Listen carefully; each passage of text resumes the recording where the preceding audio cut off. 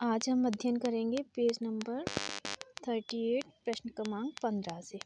तो सबसे पहला प्रश्न है, हर्षशंकर परशाई की दो रचनाएं लिखते हुए उनकी भाषा शैली की विशेषताएं लिखिए। हर्षशंकर परशाई जी की दो रचनाएं भूत के पांव पीछे, दूसरी है हंसते हैं रोते हैं। इसके बाद परशाई जी की भाषा शैली की विशेषताएं। तो सबसे पहले भाषा की विशेषता में परशाई जी ने रचनाओं में सामान्य बोलचाल की मुहावरेदार एवं लोकोक्तियों का प्रयोग किया है। शैली इनकी व्यंग्यात्मक है, संवादात्मक है, वर्णनात्मक है, भावात्मक शैली प्रधान रही है। अगला प्रश्न है, हर्षशंकर परशाई का आधुनिक हिंदी साहित्य में स्थान निर्धारित कीजिए। तो इसका उत्तर है, परशाई जी ने समाज, राष्ट्र तथा मानव हित को ध्यान में रखकर जो रचनात्मक व्यंग किए हैं वे अनुपम हैं। अनोखे अंदाज में व्यंग करने वाले हर्षशंकर परशाई जी का हिंदी साहित्य में विशिष्ट स्थान है। इसके बाद अगला प्रश्न है, महादेवी वर्मा की दो रचनाएं एवं उनका साहित्य में स्थान लिखिए।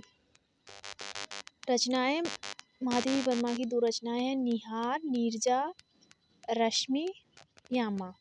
इसके बाद साहित्य में स्थान, महादेवी वर्मा अपने साहित्यिक व्यक्तित्व एवं अद्वितीय कृतित्व के आधार पर हिंदी साहित्य के आकाश में गरिमामय पद ध्रुव तारे की भांति अटल है। अगला प्रश्न है, महादेवी वर्मा की भाषा शैली की विशेषताएं लिखिए।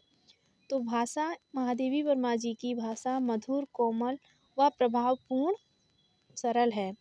उनकी रचनाओं में संस्कृत मिश्रित खड़ी बोली का प्रयोग मिलता है।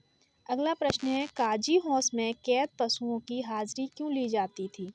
इसका उत्तर है, काजी हाउस में कैद पशुओं की हाजिरी सही संख्या की जानकारी के लिए ली जाती थी, ताकि कोई जानवर कैद से भाग जाए तो तुरंत पता लगाया जा सके। छोटी बच्ची को बैलों के प्रति प्रेम क्यों उमड़ आया?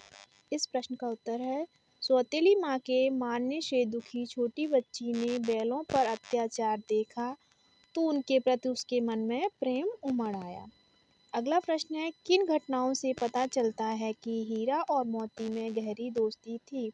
उत्तर है, हीरा और मोती आमने सामने या आसपास बैठकर मूक भाषा में विचारों का आदान प्रदान करते थे। एक चारा खाता था तो दूसरा भी खाने लगता, एक खाना बंद करने पर दूसरा भी बंद कर देता। हल या गाड़ी में चलते समय हर एक चाहता कि उस पर ज़्यादा वजन आए। इस तरह इन घटनाओं से पता चलता है कि हीरा और मोती में गहरी दोस्ती थी।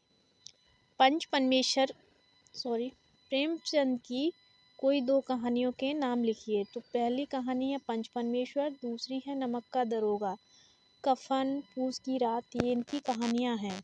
अगला प्रश्न है, कहानी में बैलों के माध्यम से कौन कौन से नीति विषयक मूल्य उभर कर आए हैं, लिखिए। तो उसका उत्तर है, विपत्ति के समय हमेशा मित्र की सहायता करनी चाहिए, आज़ादी के लिए हमेशा सजग एवं संघर्षशील रहना चाहिए, आज़ादी अमूल्य है। ये प्रमुख मूल्य इस कहानी में उभर कर सामने आए हैं।